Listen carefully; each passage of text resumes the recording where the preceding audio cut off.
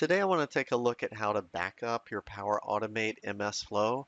Maybe you're end user, not administrator rights, not any PowerShell, not any advanced skills, but you support PowerAutomate flows, you want to back them up, and want to find a way of doing that. Because flows don't have a version history, right? I mean, if we come into the menu and we expand, there's nothing in here about version history, unfortunately. And that puts us in a bit of a spot where we may want to do some backups or rollbacks, or we're making a lot of changes, but what did it look like in a prior point in time? It can be helpful to go ahead and do that as something that we run manually. So I'll go through those steps and show you guys how easy this is to do. You do not need PowerShell coding. You do not need administrator rights. This is something available to any Flow author. So from our make.powerautomate.com interface, we can come over to Solutions, and we can create new, make a new solution, and we're just going to say MS Flow Backup, and we'll put today's date. Gives it an identifier. I'll go with the default publisher, nothing real special to do here. We're basically creating an empty solution.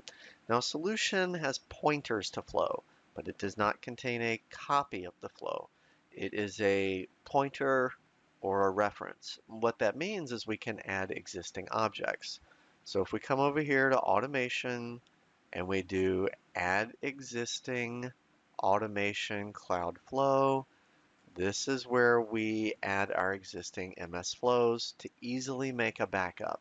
Again, no coding, no administrator rights. This is something available to everyone. So from here, we'll go ahead and do add existing cloud flow. We'll check a handful of ones that we have. And you can, of course, filter this down. I mean, maybe you want to focus on only the ones that have a status of off. Maybe these are ones that are not being used anymore. This could be like an inactive sort of thing that you want to back up. Or maybe you want to back up everything you have access to. I'm more of the mind of the last one. We'll back up everything because it's more comprehensive, and then we can always restore sort of as needed. When you are adding the flows to a solution, there's a possibility it will pop up and ask you to add dependencies. If that comes up, just say yes, next, add the dependencies.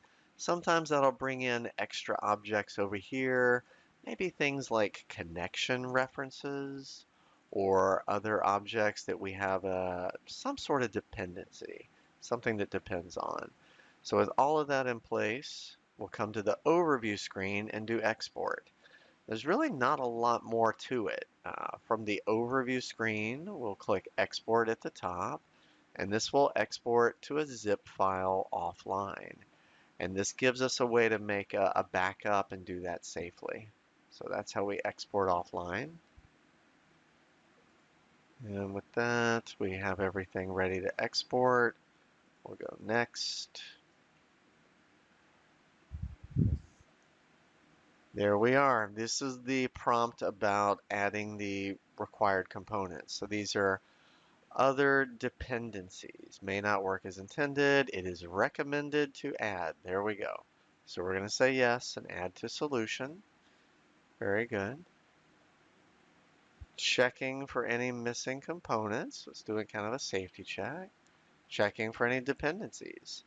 Basically making sure we have everything needed. There's a few more dependencies. We'll say next. And now we get the beautiful export button. I'm going to say unmanaged. Now, there's a good reason for this. The unmanaged is something that allows for editing. And this is more of like a development sort of scenario, but it's the most flexible format for backup. So we're definitely going to go with unmanaged.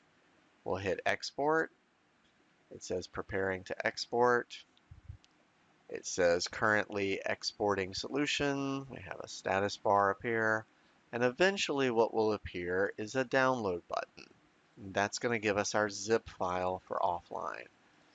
So we'll give it just a moment for processing. And now we have our flow exported successfully. We'll go ahead and click the download button over here to the right. And this basically just gives us the name of the solution, and the download will give us the zip file. With that zip file, we have now successfully taken a backup of our PowerAutomate MS flows, and we have an offline cold copy. If anything ever happens, we can use that to import, to restore, to bring them back. The details for doing the import are really kind of like any other flow. You're going to import the solution and then publish it to your environment. That's what this concept of publishing is all about. And when we do a publish, it will allow us to choose maybe login connections if you want to use a different service account or identity for how the connections are made. But this shows you how to make a backup, and at least this gives you some safety net, gives you a peace of mind that you're having a zip file that's offline, that's not part of Power Automate, someone else won't accidentally delete, that as developers, we won't overwrite or make a mistake. We have an offline cold copy. Makes it a lot easier to do development knowing that we have these backups in place. Thanks for watching.